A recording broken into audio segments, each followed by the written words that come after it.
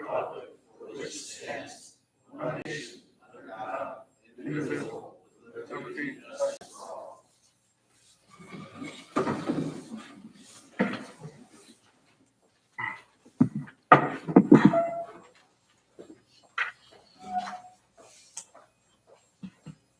Okay, we have Carrie Cadwell with us tonight from the Moore County.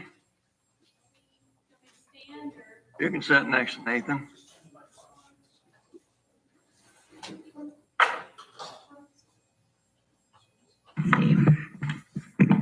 Does that work okay? All right, great. Good evening, commissioners and council. I'm here to tell you a little bit about what's been going on in the last year for 4C Health.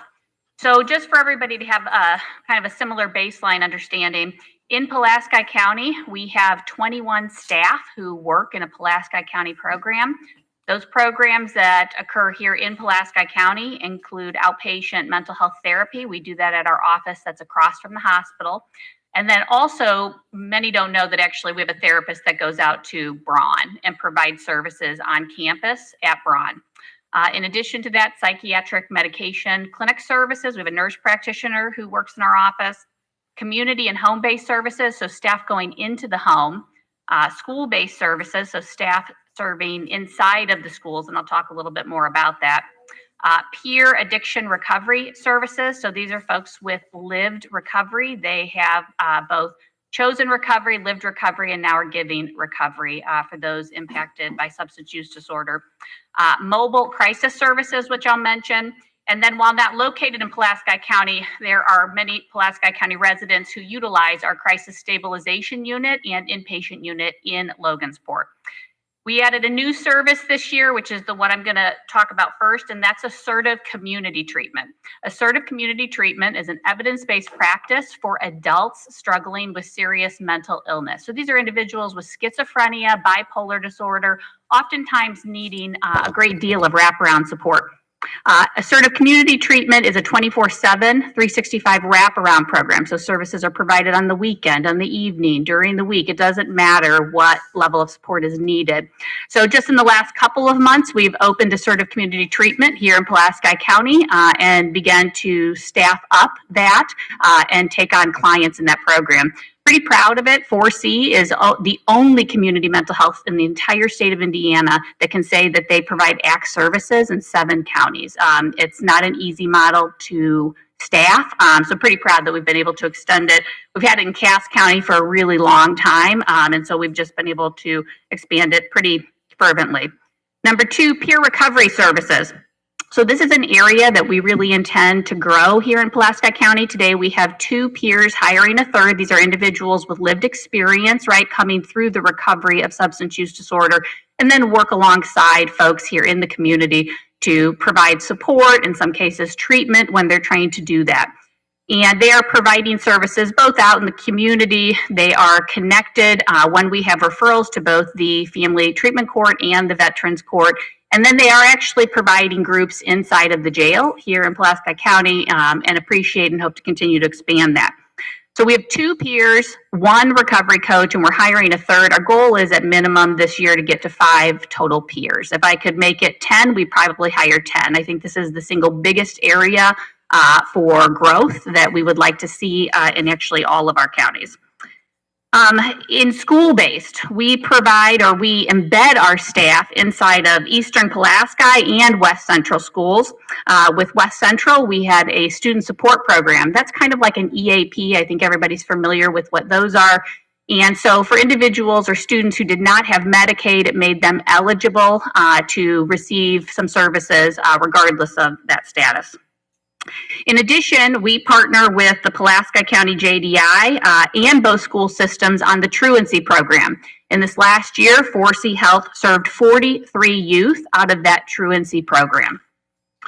In crisis services, we serve, which, let me explain mobile crisis for a second. It's very much your first responder kind of paramedic type approach, but for behavioral health. So we have on-call 24/7, 365 staff for Pulaski County that sometimes are dispatched by law enforcement, sometimes they're dispatched by the hospital to respond to behavioral health crises.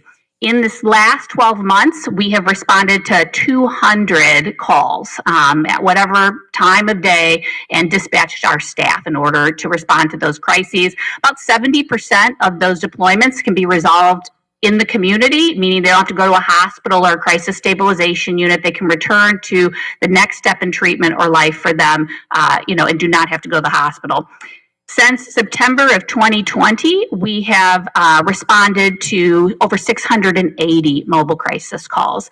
We are the single largest provider of mobile crisis in the state of Indiana. We have served across 7 counties over 5,000 mobile crisis deployments over the last 4 years. So that's a pretty substantial program that we are going to be able to continue indefinitely, and I'm really happy about that. In terms of our crisis stabilization unit, that is what I like to call extended stay urgent care. So somebody where maybe mobile can't keep them at home, they need to go somewhere for a short period of time, get medications adjusted, have a nurse assessment, just do some triage, but have them on site. It's a voluntary program. In the calendar year of 2023, we had 15 Pulaski County residents utilize the CSU. And we actually had to our inpatient unit, which is really that locked, secured hospital care for psychiatric concerns. We had 31 inpatient admissions of Pulaski County residents. That's 165 bed days used by Pulaski County residents. So jumping back here a little bit, things that I would say are relative accomplishments for 4C, some specific to the center as a whole, some to Pulaski County. One, certainly the expansion of the ACT team to Pulaski County. Number 2, it may not be wholly well known yet, but we're starting more advertising. On Monday, Tuesdays, and Wednesdays between 8 and 3:30, individuals can walk in to have their intake. So community mental health centers have to start care through a required intake process. And, when you have to schedule those things, it can be a real bear. So today we are moving away from the idea that people have to schedule appointments. They can walk in today between Monday, Tuesday, and Wednesday, 8 to 3:30, start care. It's that simple. By September 1, that will include Thursdays, and by January 1, that'll include Fridays. So we have done a mix in our office of telehealth and in-person care. And so over the next several months, we are actually going to be moving to having the office open all days of the week, and probably at some point maybe have some evening and weekend hours. And we will do hybrid care, tele and in-person on all days that we are open. In addition to that, we now have a chat feature on our website. So if people don't feel like calling, it's hard, they can simply call and they can check on their appointments, reschedule an appointment simply by a chat feature on the website. Then in addition to that, we were selected, so 27 centers applied in the state of Indiana to be considered a part of the federal Certified Community Behavioral Health Center demonstration. 4C was one of 8 selected to go live with that for the state of Indiana. That includes Pulaski County and 6 other counties for 4C Health. And actually, we were one of 2 selected for early certification because of the fact that we have been able to build out our crisis continuum to meet standards well ahead of most other rural providers and even urban providers in the state. The last thing I'll mention is we are starting an annual event. We'll actually have 2 every year here in Pulaski and several other of our counties. But last year we piloted what was called the Recovery Day of Service in Cass County. A bunch of stakeholders came together. Again, it's an opportunity for recoveries to give back to their community. And so every year now we will be sponsoring and putting together the Recovery Day of Service in Pulaski County and actually 6 other counties. We'll do that every fall. And then we're determining what a spring event would look like. Potentially maybe thinking about more student-focused event, youth-focused event for that spring. So specific Pulaski County statistics. So since 2010, we have served 3,139 Pulaski County residents. If you look at the census, that is about 24% of the population here in Pulaski County, averaged over, as many years. In this last year, we served 467 Pulaski County residents. providing over 19,000 services to those particular residents. Of those individuals, 51 were enrolled in a substance use specific program, 128 of them, though, in care with specific involvement with substance use. We had 232 admissions to care for Pulaski County residents this last year. 51% of them new to 4C, meaning they came to us for the first time for care. Now, in behavioral health, you're always going to see a pretty healthy mix, or you want a healthy mix of new admissions, and you're going to see readmissions, because behavioral health and substance use disorders are not one and done types of conditions. It's often relapsing and remitting conditions. It's not unusual to see people return for care at different points in their life. But 51% new is a strong number. It's one we like to see every single year, and it's been pretty consistent. Of the people we serve, about 79% are public health insurance. So community mental health is really geared towards serving Medicaid, HIP, Medicare. And so we push about 80% of the people we serve in Pulaski County being on Medicaid, Medicare, or HIP insurance. 17% commercial insurance, 4% other. That might be people who are self-pay, or it could be just contracts that we're serving. To give you an idea of public health insurance, specifically Medicaid and HIP in Pulaski County, as of the June enrollment report, 3,176 individuals in Pulaski County were enrolled as Medicaid or HIP consumers. So that's roughly about 25% of the population. So that is really often the population that, we are targeted towards serving. People may wonder, well, how do most of your referrals come to you? The vast majority, 50%, come from self-referral or family referral. Another 23% come from the schools, 12% from healthcare, 13% from a mix of referral sources that might include DCS, criminal justice referrals, or other. And then in terms of ages, 41% of the individuals we served in this last year were under the age of 17, 5% 18 to 24. That group every year, we look for new ways to serve. It's a tough group once they have the ability to consent. Often we see a drop off in services before re-engagement. 52% of the individuals we served were 25 years and older. The last thing I'll mention, and I think I talked about this last year a little bit, we have a grant to train community members in QPR, which is a layperson suicide prevention method, and mental health first aid, which is, again, just a layperson's ability to respond to their loved ones with experiencing mental health or substance use issues. And this last year, we trained 152 individuals in those models. Most of that being done, Pulaski Memorial Hospital has asked us to come out a lot, and then the other group that we have gone on site multiple times to train is Vaughn employees. They've asked us to come out a couple of times. So that is it. I'll take a breath, and I'm happy to answer any questions that you might have. Are there people that are specifically trained to deal with youth? Yes. So first off, all of our mobile crisis teams in crisis are trained to deal across the lifespan, because they have to respond to youth crisis all the way up to adults or even older adults experiencing any type of mental health or substance use crisis. Our therapists are geared towards working across the lifespan too. We generally look to hire people who can serve a multitude of ages that don't just necessarily specialize in one age. And then the individuals who go out and are embedded in the school, that includes case manager, skills trainers, and we have a therapist out in the schools. And those individuals are geared directly towards working with youth.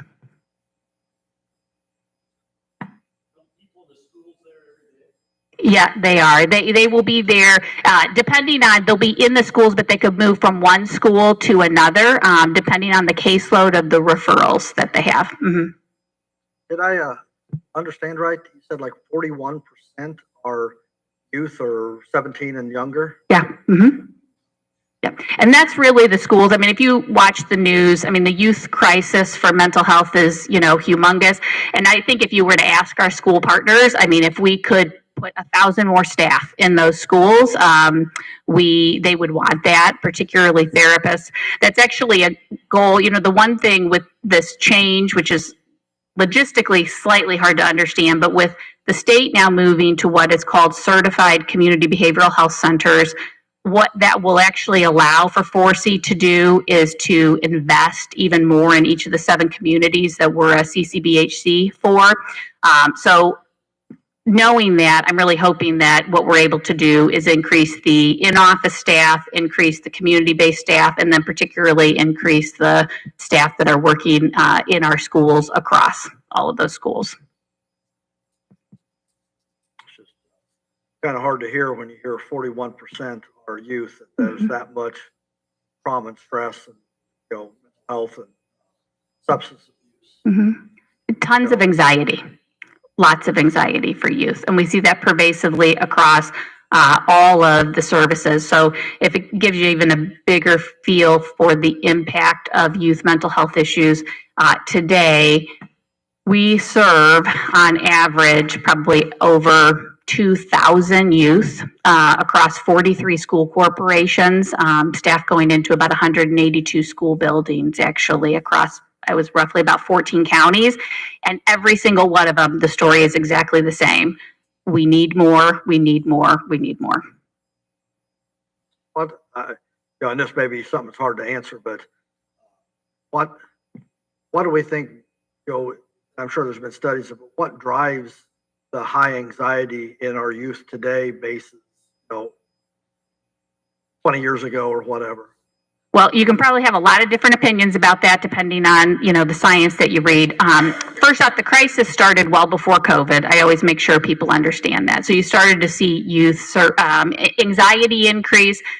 COVID certainly did not help with the isolation that has happened. And what most studies will suggest is you absolutely see with the onset of the 24/7, I'm kind of in my phone and on social media, you start to see an increase in that usage and also simultaneously an increase in youth mental health, anxiety, self-comparison. Not to say social media can't be used for good, but to date it hasn't necessarily always had that kind of impact. And in addition, while we're remotely connected, the reality is that youth very much need in-person connection for development. So I think kind of that disconnection also lends to it. Certainly does not help when the rates of mental health and substance use and trauma continue to go up just even in the adult population because certainly kids feel the impacts of what's going on for their families. And when we're also talking about financial struggles, transportation struggles, housing struggles, all of that will bear down, sometimes in very direct and other times very indirect ways. With the Braun Corporation, do you just serve Pulaski County residents in the Braun Corporation or everyone? Anybody who works out there. So if they have a referral, they believe they have somebody who might be struggling either with mental health or substance use issues, an employee, they may connect them with the therapist who goes out there. We have a contract with them to support that. And then they also have the ability to call our crisis stabilization unit or even deploy our mobile crisis teams out there when they need it. And then obviously we go out there upon the need to provide that training to their staff, whoever they think is most appropriate. I didn't know as far as funding wise, whether or not those that were non-Pulaski County residents were billed to their appropriate county or not. No, that's really for Braun. That's a direct contract with them. They provide that. That's a private contract. So any one of their employees can access that service. There are a lot of areas in Pulaski County that do not have broadband. Yes. So how are you connecting? We can tether. So our phones, like when we go out there, when we go to homes, and if our staff are in the homes, then we're going to tether if that's what you're asking. I know I'm actually a Stark County resident, and so, you know, nobody around my area has a lot of broadband either. It's definitely an issue still up here in these areas.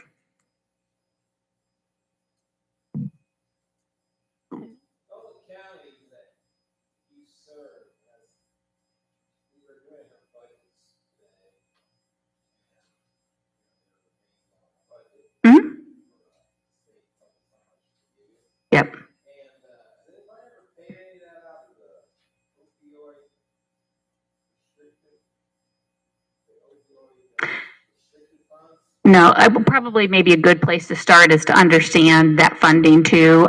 So that funding, the way the state has community mental health centers through the state setup have access to what's called the Medicaid MRO program. It's what allows us to be in the schools. It allows us to be in the homes. Okay. So not your therapy services, not your medication services, anything like that.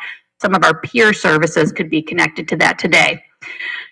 The way the federal government sets this up is when they set up a program that the state can utilize as a vehicle for providing Medicaid to their residents, there is often a federal share that gets paid by the federal government, and then there's a state share, okay?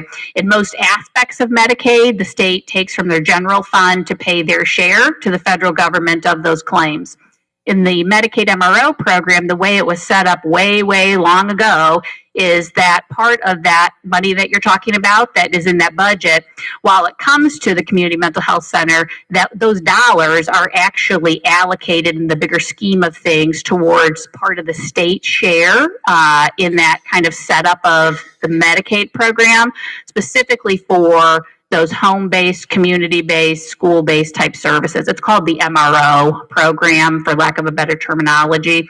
But those dollars are directly connected to the entirety of the state Medicaid program all the way up to the state share within that specific program for their approval to have that particular federal Medicaid program.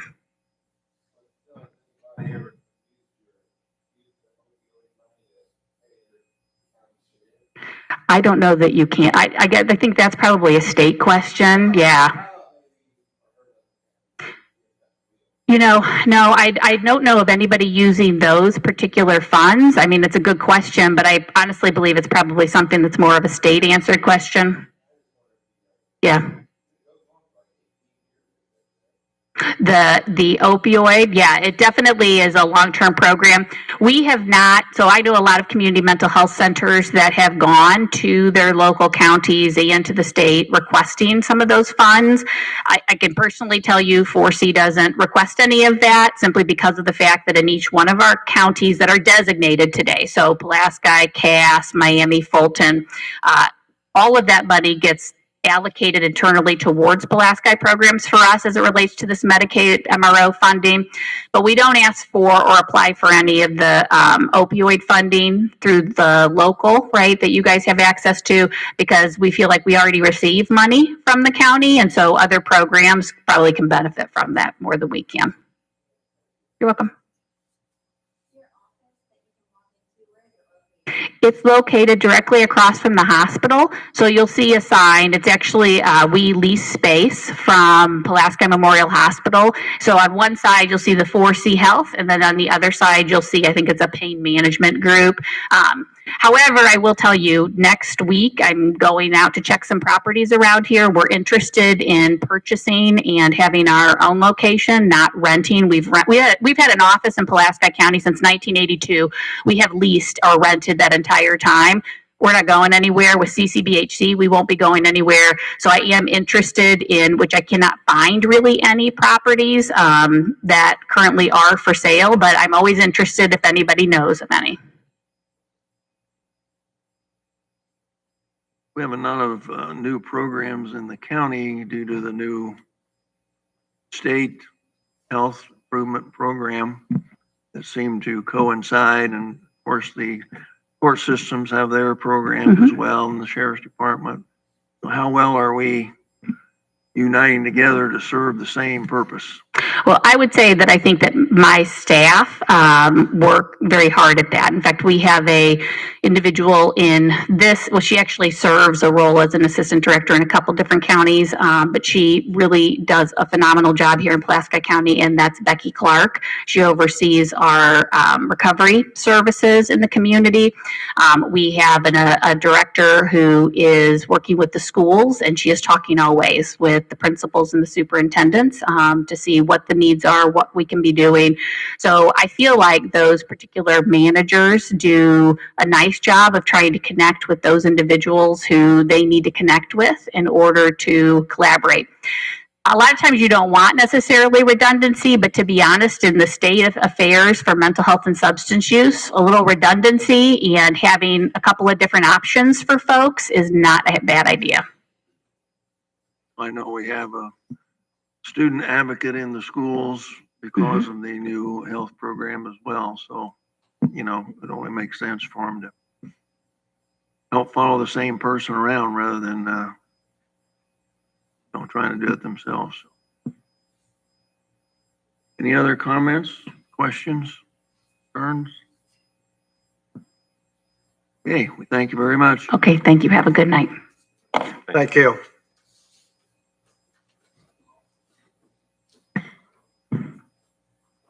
Hey, Nathan. Good evening, everybody. Give you some updates on our courthouse renovation project, starting with project progress. Demolition deconstruct work continues. As I reported to the commissioners last week, removal of the rest of the slab has begun pursuant to recently approved change orders and is moving more quickly than the first round of slab removal went, as the laborers are more familiar with the process. Almost all of the retaining wall has been moved to our off-site storage location, which is just about directly across the road from here at the old trap farm. We've also seen a couple of subcontractors already move into early stage construction work.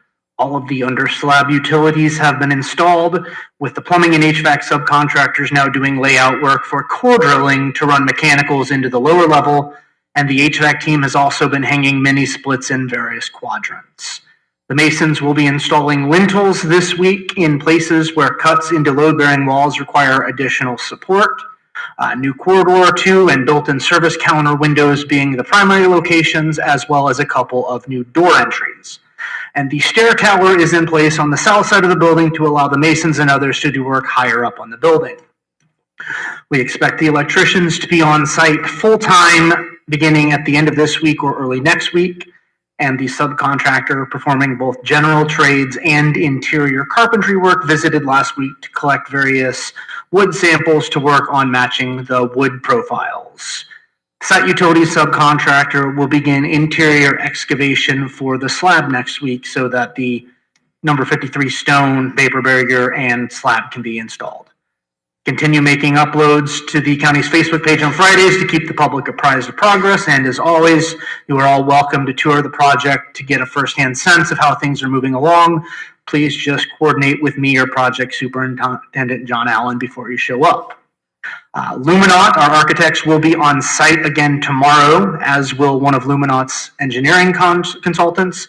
And Mr. Allen will be joining me at next week's Board of Commissioners meeting to provide an update. Any questions on the progress of the project? Okay, financials. I submitted the third disbursement request to First National Bank last week in the amount of $531,315.83. This covered billing from both Ton & Blank and Luminaut, as well as recurring costs for rent, a copier lease, internet services, and document digitization. We have a current balance of $1,712,386.29 in the tranche held directly by First National on behalf of the Courthouse Building Corporation. I expect the fourth disbursement request to be roughly half of the third's total. We have a current owner's contingency balance of just shy of $421,000, assuming the commissioners authorize the change order request I'll be presenting in a moment. As I conveyed to the commissioners last week, the $9,383,000 county-held tranche has been divided into a CD in the amount of $5 million and a balance in the account where funds were originally deposited of $4,380,000, where it is generating a sufficiently competitive amount of interest not to require the use of another financial instrument. Any question on project finances to date?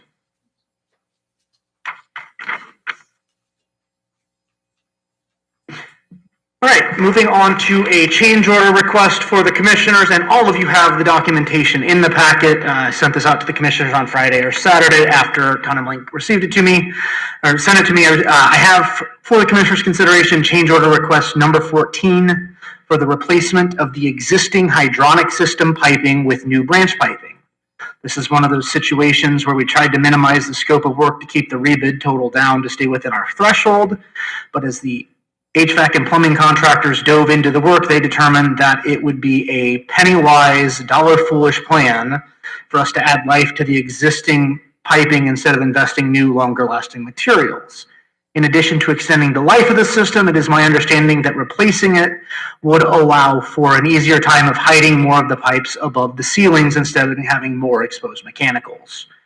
Actual estimated cost is in the ballpark of $65,000, but there was a $20,000 allowance for the bandage approach that was already built into the construction cost that will be applied to this, reducing it to about $45,000. Ton and Blank, Luminaut, the HVAC and plumbing sub, I believe it's the same company doing both Arctic, and Luminaut's engineers all agree that this is the right decision for long-term performance. And in addition to the narrative from the ASIs and all of the drawings, the last page of your packet from me includes a couple of example photographs showing some of the issues that they have found as they have gone through the building.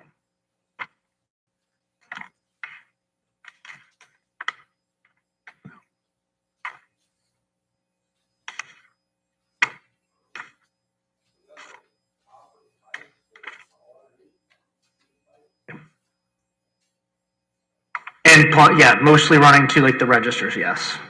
Yeah. Was this pipe exposed when they first did their estimates? Some of it was, some of it was not. And as they've removed the old ceilings, a lot more has been exposed. No, we don't want to get into a situation where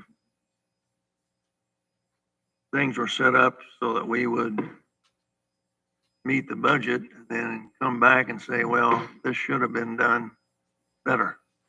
Right now, you're just eating through the contingency money. Right. Oh, no, you're absolutely right. Okay, we need a motion from the commissioners only, right? To approve change order 14. Yeah, make a motion to change order 14. Moved and seconded. Any other discussion? All in favor, say aye. Aye. Any questions on the courthouse project? Anything we haven't covered? Only thing I'd like to add is kind of jumping back one about the pictures of the things that have been posted. I want to say I think they do a lot of good for us, sure, because we're not all available to be inside there to see the progress going on and the changes that are made. And I think it helps the public stay engaged as to what's going on. So I want to thank you for them pictures and getting them put up at a timely. And then before we move on, one tangential thing I'll mention. I know the commissioner is aware of this. I don't recall if the council had been apprised.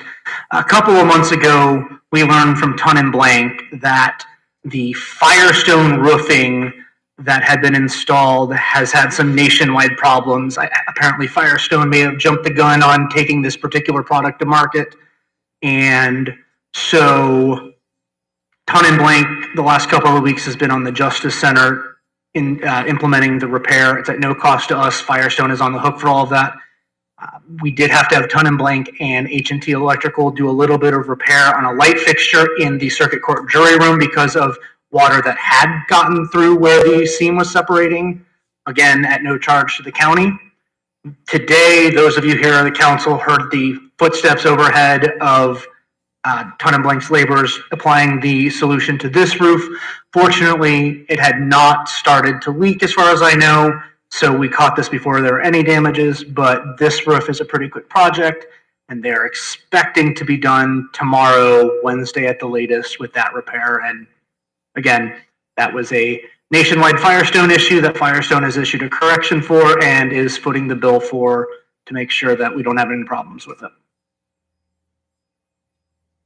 Kevin, do you want to start off or do you want me to take this? Oh, on the next project? Yeah. The economic? Okay. All right, let me first address, I've got another thing here, this copy fee ordinance. Let me get that out of the way. So I had this copy fee ordinance. It's just an ordinance to solidify our fees that the clerk is charging. Clerk keeps a number of records from regular, what we call county records, to court records, to state records, to vital records, all of which we could charge different fees for copying, none of which really covers our costs we're not really allowed to cover our costs. We're allowed, for example, to charge 10 cents a page for white and black. Black and white, we would charge 25 cents a page for color. That doesn't really cover your costs when you factor in all the manpower and the equipment.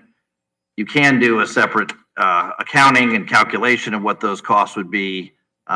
You'd have to keep that up on a monthly basis. You'd have to have manpower to do that. It doesn't really make a lot of sense. So we added fees where we could. It doesn't matter. It's not going to impact the public much. I mean, a marriage license might go up $1 or something like that. There isn't a lot of changes we've been able to make. But we put it in one ordinance to make it simpler for the clerk. We worked with the courts on this because it impacts them a little bit. But otherwise, it's pretty simple, straightforward ordinance to establish those copying costs that we can by statute. So I'm asking for you to approve that, and I'll send around a copy for, because I need both the fiscal body to sign it and the commissioners because it involves fees. So both boards need to sign it. I'll pass 2 copies around here if I can get somebody to make a motion to approve the ordinance on copying fees. Well, we normally do them separately. That's fine, yeah. So we have a motion. Council has a motion. Do we have a second? We have a motion and a second. Any further comment? All those in favor signify by saying aye. All opposed? Passed. Okay, With one opposed. the commissioners, we also need a motion to certify these fees be imposed for copying. Yeah, I'll make that motion. Moved and seconded. Any other discussion? All in favor, say aye. Aye. And then I'm on the agenda here. I see for the economic development agreements with Mammoth Solar and Moss Creek Solar. They have representatives here. So I'll have them comment on these modifications to their economic development agreements. And then if you have questions, I can answer what questions I can. Kevin, before we start. Yeah. Several of them got the emails concerned about the proper advertising. Mhm. Do we want to clear that issue before we go through the motions here? And I saw an email from Connie Ehrlich, and it seemed to address that we need to have a properly noticed and public meeting. This is a public meeting. It was properly noticed. This is one of your regularly scheduled joint sessions. Notice for this actually went out in January. So I don't know what more could be asked. Regardless, you've got your, whether you want to vote on it or not, there's no legal reason not to vote on it at all. Your agenda, it seems to be that the complaint was that it was put on the agenda 48 hours before this meeting. I'm not aware of anything that doesn't get put on the agenda within days before the meeting. We typically establish the agenda from one meeting to the next, depending on what issues come to fruition in that period of time. This particular issue for both companies came to fruition a week ago when I sent you the email showing you the new agreements. And this happened to be the next meeting out of convenience that we need both boards to address it. So I thought it'd be easiest to put it on the agenda for this meeting. You do not need to vote on it tonight if you don't want to. There are certain payments that are contingent on when these agreements get signed. The first payment's 45 days after they're signed, but I don't care when you vote on them. You can put out a full page ad if you want and invite everybody personally. The point is you don't have any obligation other than to do your business at a public meeting, which you're doing. So other than that, I don't know what the issue would possibly be. okay, thank you. I don't know who's here for Kinsey. Yeah. Might have to come up there next to Nathan or.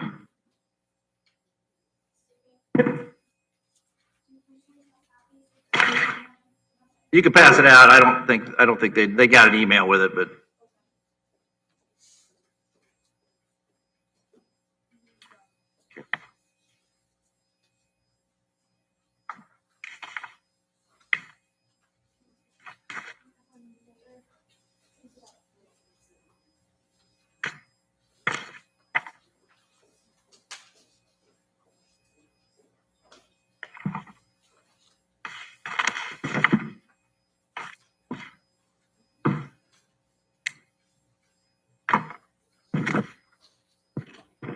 All right, so Moss Creek Solar is proposing the very first amendment to the original economic development agreement that was executed back in 2022 timeframe. This amendment involves a revision of the commencement to construction date and the finalization to construction date. The commencement of construction will begin no later than June 30th of 2026 and finalize of December 31st of 2027. We have also provided, due to this delay, we have provided an additional consideration amount. The first payment will begin in 2024 within 45 days of execution of the amendment. This payment is $100,000. The second installment will be a second additional consideration amount of $100,000. And the first installment, like I just stated, will be payable within the 45-day timeframe after execution of the amendment. And the second payment will be due 30 days prior to the commencement of construction. We have also offered a $25,200 additional consideration involved with these two additional $100,000 payments. This comes to a total of $225,200 in additional consideration offered to the county. This is in addition to the original affirmation to the EDA, which was a total of $6 million paid to the county after the after COD of the project. This would be paid in 8 separate installments of $750,000. Any questions concerning the document? Discussion?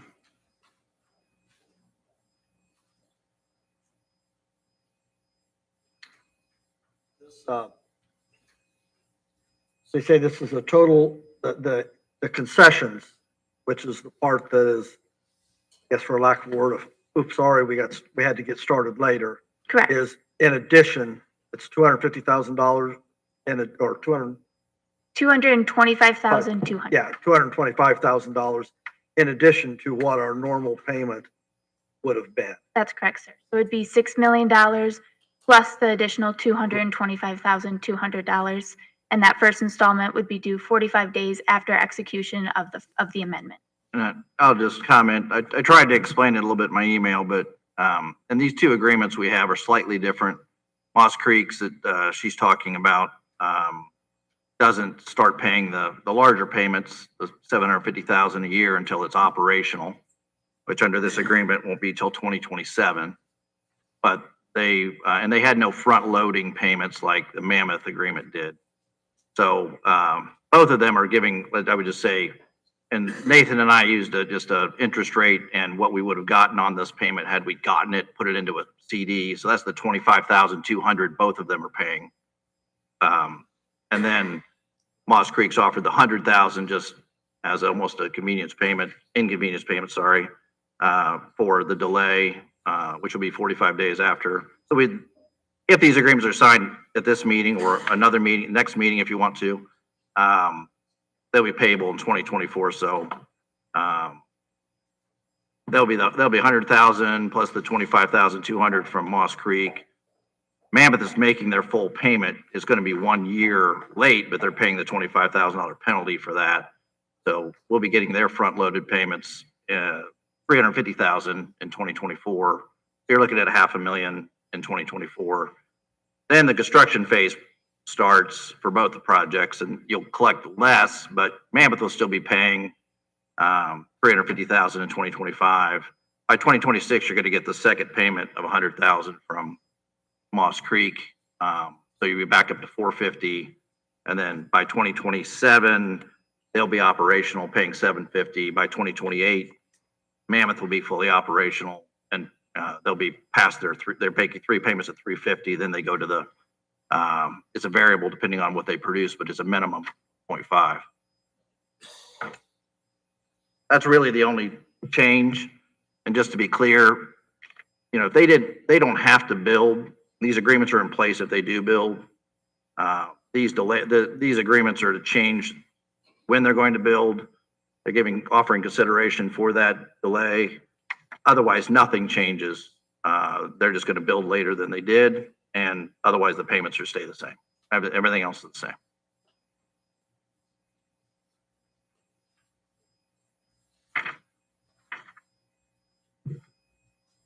Have any other questions on the Moss Creek? You want to hear from Mammoth before you move on? Okay, I think Chris Shellman's here for Mammoth.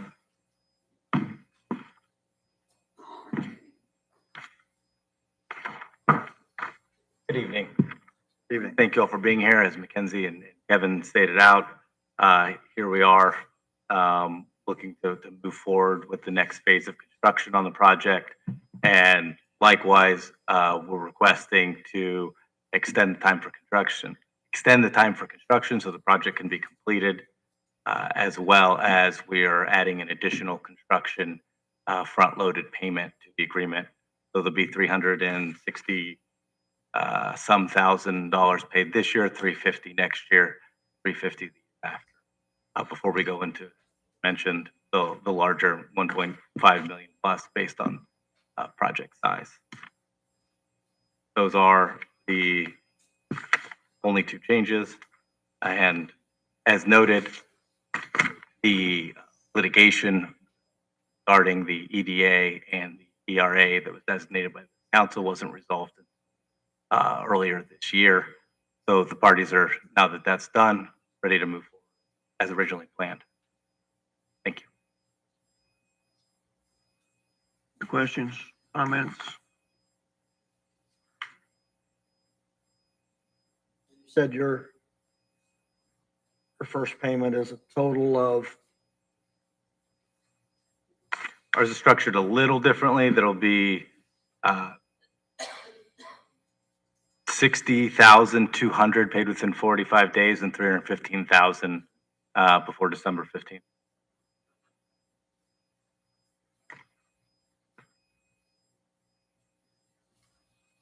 question from the council? Do both council and commissioners approve this, Kevin? Yes. Yeah, you're both going to have to approve it. It's it's the same it's a modification to the written agreements you've already approved in 2022. Just for clarity, paragraph 16 of both of those agreements allows modifications of those agreements in writing, but they would need to be approved by both boards. I just see signatures only for Ken on these, right? Well, the board votes, he's an authorized, he could sign it as an authorized agent of the board. That's true of about any document, but sometimes we have everybody sign it. They don't have to. Okay. The board votes on it. Are you accepting any public comment tonight? Only wait till after the meeting. I'd like to make a comment before you vote. Go ahead. Okay. First of all, Mammoth Solar and Moss Creek Solar are in default of the economic development agreements. They missed their start time and they're going to miss their completion date. So therefore, what they're asking tonight is a modification to their agreements. Any modification, according to Indiana law, must be properly noticed to the public. Helen mentioned this agenda. It was put out Saturday. I can do it out Facebook. That's not a legal announcement. It's not 10 minutes or 10 days before the meeting. You're not accepting public comment except thank you, Chuck, for letting me speak now. But so what you're doing is you're amending the economic development agreements. So you really should be having this for a public hearing. The public should have a voice in this say. So I'm asking, please, at a minimum, table this tonight, put out your proper notification, and revisit this next month at that meeting. Any questions? Oh, and please make this a part of the record tonight. Any other comments? I have a question. I'm curious as to the section or sections of the Indiana code that address modifying a contract that require additional notice beyond an agenda. If we were amending any SB1, any ERA, any other terms of a tax abatement itself, I would agree. But I'm not aware of any section or sections of the code that say that they have to have a public hearing to amend a contract.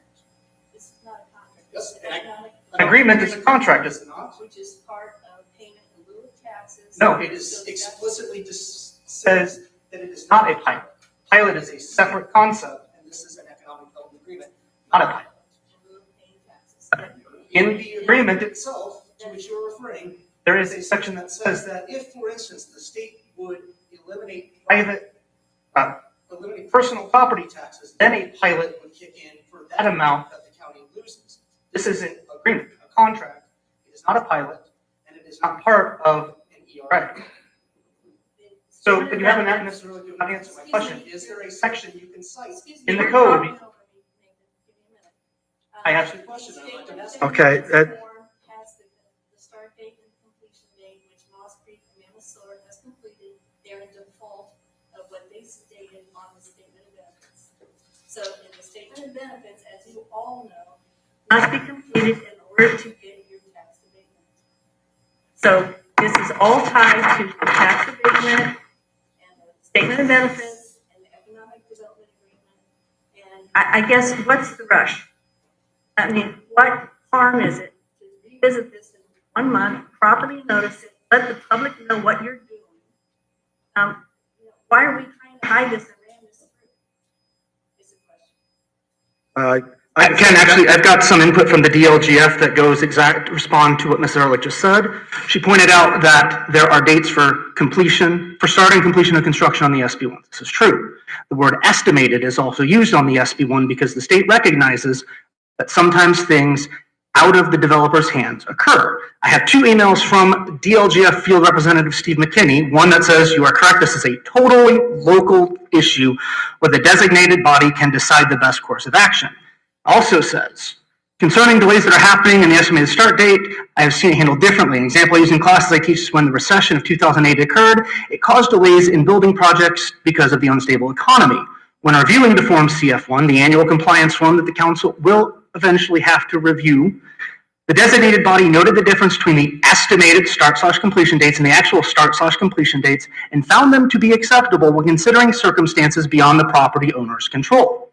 Property owners did not choose to sue themselves. Mrs. Ehrlich and her fellow petitioners did.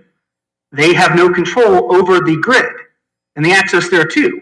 So if the council wants to require these additional steps, it may, but it is under no legal requirement to request a new SB1 just because of a change of date to the project, as long as it feels that there's a reasonable justification for those changes out of the developer's hands.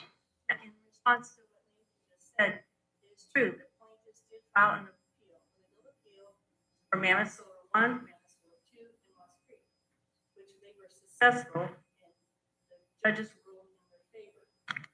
Now, what should happen, and what the judge said, was go back to BZA and properly submit your application and go forward. Mammoth Solar and Moss Creek did not choose to do that. Instead, what they did was they filed another legal appeal. So they incurred more delay, more legal fees, because they did not like what the trial judge ruled. So part of this delay is their decision to appeal the trial court's decision.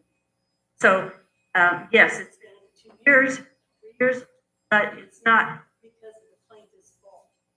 Actually, as Mr. Shulman just noted, the last of the litigation was not resolved until that year, and that was against this very county council for approving ERA designations and tax abatements. In all 3 cases at the trial court, 2 cases at the appeals court, and effectively 2 cases at the Supreme Court, the county was found to be correct in its actions. And those were the final ones. Nobody is arguing that suits pending pertaining to the BZA are at stake. The litigation over tax abatements was just this year resolved. Okay, I'm going to try to interject and try to give the board some insight and address everybody's legitimate concerns. Okay, so Ms. Ehrlich has raised some issues. Do you have to vote on it tonight? You do not. What is the rush? I mean, there isn't necessarily a rush. Like I said, these issues come to fruition over time. These happen to come to fruition where they would be ready for the, ripe for the board's consideration just a week ago when I sent you the email. This happened to be a convenient time for 2 boards to meet to discuss it and vote on it. If you need more time, by all means, take it. The payments are already, the agreements already anticipate that. I mean, the first payment is 45 days after the agreement is approved. So if you don't approve it tonight, it just delays it some. You can have a special meeting if you want to, where, like I said, put all the notice you want together for it. But there is no legal requirement that there be, Ms. Ehrlich is mixing up a couple of terms. She's saying there needs to be a public hearing. Public hearings are something that are built into Indiana code and are required under certain circumstances. Those are, you've been through them probably before. Most of you on these boards, that's where people are allowed to file objections or remonstrances, and then they're able to speak. Okay, and then it's required that you give them that opportunity to speak. It's not required for this particular modification of an agreement you've already approved. She also said that the companies are in default.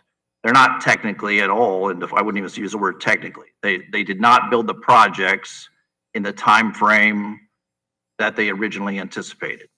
So could you hold them to that and say, we're not going to give you the benefits of the agreement that we told you we would give you because you didn't build the projects in the time period you said you would? Absolutely.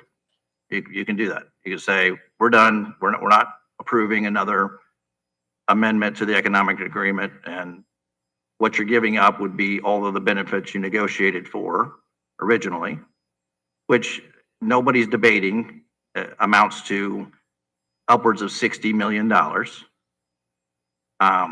And you've spent $300,000 defending your own actions in court to give those benefits. So it'd be kind of not the best economic decision, in my opinion, to now forfeit it, but it's up to you. So she's right in the regard that they have not fulfilled the obligation that they anticipated filling. They've given a recital, both of them, that the litigation, excessive litigation compared to anywhere else. I mean, we've had 11 plus proceedings. That doesn't count Court of Appeals, Supreme Court, which everybody will agree we've prevailed on all of them. So the one that she's arguing about, the BZA, was dismissed. So I don't want to get into the litigation. We've argued those ad nauseum. I've had conversations with Ms. Ehrlich and her attorney about them.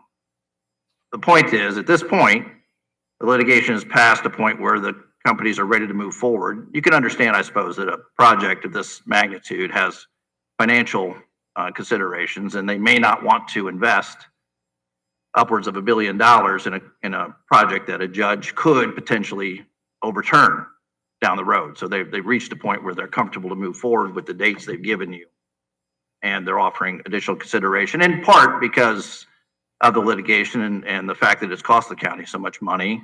That's part of the reason Moss Creek is giving you $200,000 more than they ever agreed to give. So those considerations were discussed. If you want to have more discussion about them, that's fine, but I hope that addressed some of the concerns that were raised. I'd like to clarify and Last time. challenge some of the Debate. comments about the $300,000 that it cost the county. We FOIA'd the county for the invoices that they show is for the solar litigation. It's very interesting. They totaled $239,851.61. I went through each and every one of these, and I identified what the reason for that cost, that legal cost to the county was. In that number, we have a sheriff's sale, we have the courthouse project bonds to the tune of $15,508. There's late interest rate fees to the tune of $200. There's strategy for potential complaints, $600. There's drafting solar agreements, $9,592. That would have occurred with or without litigation. Reviewing solar legislation, $3,764. Again, that had nothing to do with litigation. Negotiating with solar companies, $475. Discussions with Carla Barrett, BZA matters, and attending hearings, $7,279. So when you take all of those out, that you would have incurred enormous litigation, and some of these had nothing to do with solar-related issues whatsoever. Then I also discovered 2 duplicate payments that we need to go back and get reimbursed for. But Mammoth Solar 1, that is what we filed that legal appeal. That cost you $27,779 or $479. You lost that case. The judges ruled in our favor, and they said, well, it's arbitrary and capricious. And the case has been dismissed. No, it hasn't been dismissed, but Mammoth Solar. You need to talk to your attorney. Your case has been dismissed. Excuse me. Your Mammoth case has Solar been dismissed. Appealed that decision, which cost the county $18,000. Mammoth Solar 2, which was Mammoth Solar, came to us and basically agreed, we agreed we're not going to build the project. We're going to vacate the special exception approval. That I don't- cost $20,000. I mean, I don't want to start, you don't necessarily have to go down through the list. We'll agree that your list does not show the same numbers as what we understand, unless you want to. Yeah, and Thank- just for the record, Ken, these are the invoices that was given to me by the county. Yeah. So it's Yeah, it's your information. Yeah, I would have to see the list and And research I to welcome find you out. And everyone is welcome to go through this, go through the spreadsheet. But I just want to say, when someone throws out that we have cost the county $300,000, that is not true. So it's 200? No, actually, you look at what you're saying cost the county in lawsuits that you lost, that, We've won every I case. lost, 61,000. On every case, and this costs us a You couple have hundred not won thousand. every. Yeah, Which we're getting back if we want to reach. Not won every Yeah. case. Yeah, I think we have the agreements that have been given. We take due note into Connie Ehrlich and the information that she's provided.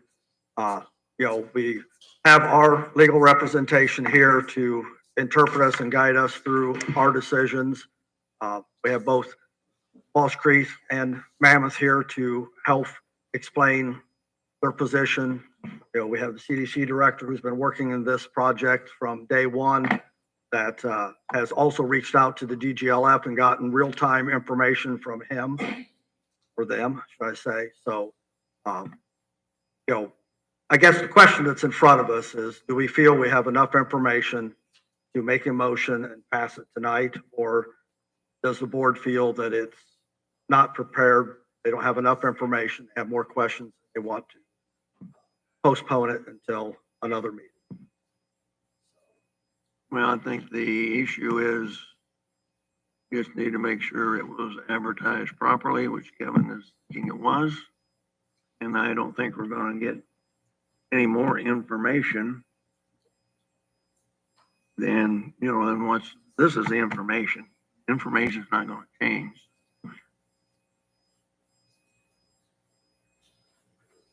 So what do you suggest? I mean, I'm gonna ask, well, like I said, I'm gonna ask my board for a motion. If they do not feel comfortable to make a motion, then it'll die of a motion or die of a lack of a second. So I'll entertain a motion to pass the resolutions as presented, ordinances, amendments. Yeah, get it right. Amendments to the agreements. Yeah. I will ask the board if they feel, if there's a motion to pass the amendments as presented for Moss Creek and Mammoth Solar Projects. We have a motion and a second. Any further discussion?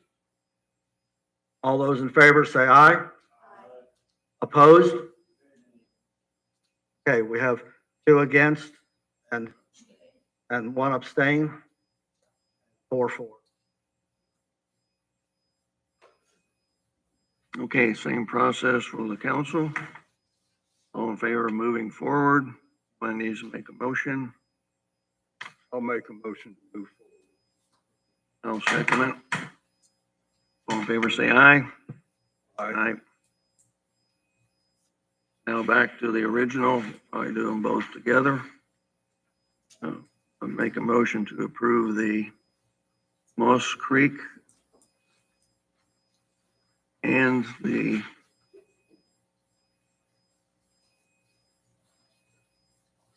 Mammoth Solar. Second. All in favor, say aye. Aye.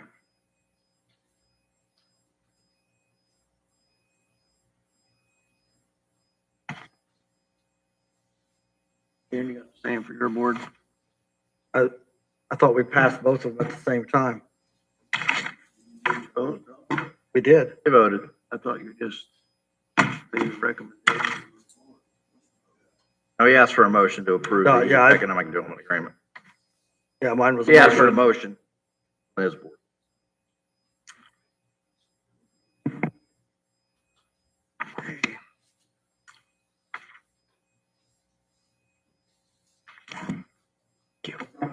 Anything else? Okay, Nothing we just for me. have the approval of the minutes of our June 10th meeting, joint session. Council can make a motion, their side. She's on the agenda. That's for the council. Okay. I see.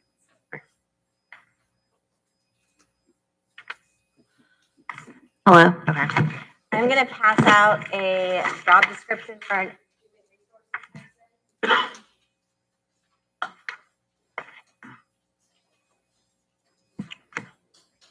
There you go. You are.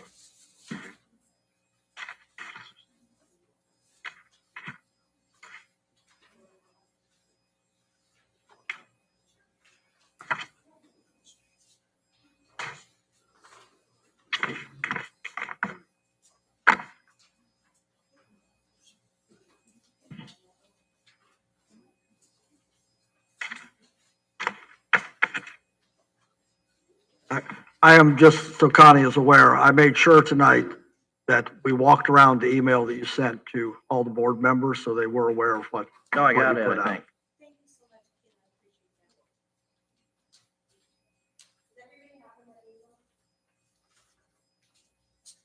I appreciate that. Okay, so I'm proposing that the council and the commissioners consider having an HR administrator for the 2025 budget. In front of you, I have a job description that is an in-depth job description that describes all of the responsibilities of the HR person. I have ran it by Kevin's office already. I have talked to several of you individually.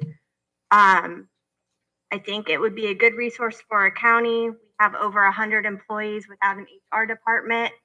It would alleviate pressure off Kevin's office. It would alleviate pressure off Nathan's office. It would help in guidance with, and I know that elected department heads are here, so there are different wordings for an elected department head versus a department head that is appointed by the county. So I don't want anyone to think that we're overstepping. So that is actually described in here. But it would help with the guidance of hiring and firing, with FSLA issues. We would have a point person for insurance, Family Medical Leave Act, would have help writing job descriptions. We would have had help with the wage study and mediation issues within a department instead of using Kevin's office. Does anybody have any questions?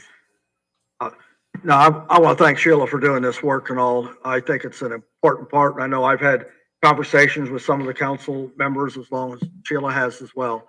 Another thing, she mentioned Nathan's office and Kevin's. It also takes some stress off the auditor's office, because there'd be things that would not be coming to that office anymore that would be handled by somebody else, which would let them have more time to do what they're actually hired to do, which was a little bit of a conversation that was held earlier today. I can tell everybody I'm in favor of this. I think Sheila's done a wonderful job working on this, getting it put together.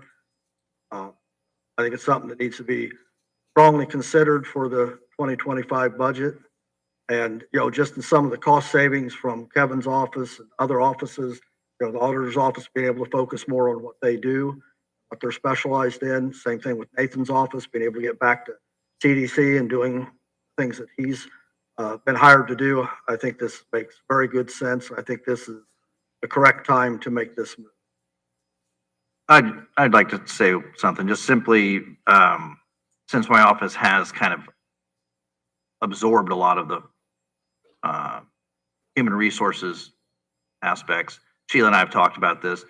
I just be sure that you delegate enough authority to this person to be effective and that you fund it properly. I would think this office would at least need one assistant probably.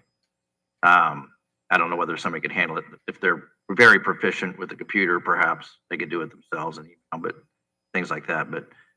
But you need to have a conversation about delegation of authority. Most of that's going to come from the commissioners. Council, really, you're just setting a budget and saying good luck. Yeah. The commissioners are really going to need to, and probably by ordinance, delegate that authority to this department so they can be effective. If they have no authority over decision making, it's going to be difficult for them to rein in some of the departments. A lot of our departments are elected; they don't have to really listen much anyway. So it makes it very, human resources within the confines of a municipality or any kind of governmental agency is difficult, very difficult. But whoever you hire is going to have a strong understanding of how that works, of what the statutes are on certain departments have certain authority you can't override, even if you are the human resources director. And they have to have a firm understanding of, well, health insurance, FLSA, workers' comp, unemployment claims, all that kind of stuff. So it's going to have to be a pretty well compensated, experienced person to take this on. So I'm just throwing that. I'm in favor of it. I think it's a good idea. What is the estimated? So are you salary? Yeah. Okay. Our budget for the overall. So there is a line, well, I shouldn't say line item. It is placed into the matrix already. So if we would have had a person for 2024, it would have been $36.34 an hour, which equals $66,138 for a 35-hour work week. So that would also be something we need to decide. Are they doing a 35-hour work week or are they doing a 40-hour work week? If they were doing a 40-hour work week, it would be $75,587. So for an idea, if we did the 5% cost of living increase for 2025, they would be making $38.17 an hour. And I would suggest that if this does go through, that maybe we can put a board of, or maybe not a board, but a group of people in order to hire the person. I don't think we should rush into just filling the spot. I think we need to find the right person. So maybe if you had like, I don't know, whoever you decided as commissioners that you wanted help interview or find, I think it should be more than just one person. The board, that's a great idea, but just be careful. Don't give that group authority to make the final decision. They can make recommendations to you. Yeah, okay. Okay, thank you, Sheila, for that information and be considered and decide when to move forward. Okay. I would note that typically, if we ever get any comments on the YouTube feed, it's concerns about the volume post meetings. Got 2 comments tonight saying this is a great idea from members of the community.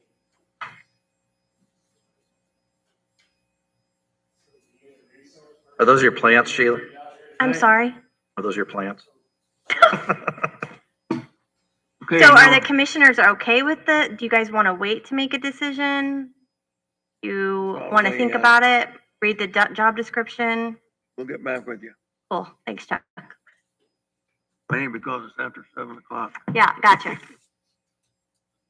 Okay, now we're back to the motion for the approval of the minutes. Go with the commissioners first. Yeah, Have a I've motion. reviewed those June 10th joint session minutes, and I make a motion to approve as written. Moved and seconded, all in favor, say aye. Aye. I'll entertain a motion to approve the June 2nd, or June 10th, yeah, I'll say June 10th, joint session minutes. I'll make a motion. We have a second. We have a motion and a second. Any further discussion? All those in favor say aye. Aye. Opposed? Passes. Okay. Running late, so need a motion to adjourn. Make a motion to adjourn. I'll second. Adjourn. Do we have anything? All Raymond. We'll call an end to the joint council's portion of the joint session. We will delay here, what you need, 5 or 10 minutes to get ready, Laura? We'll start our meeting in 5 minutes.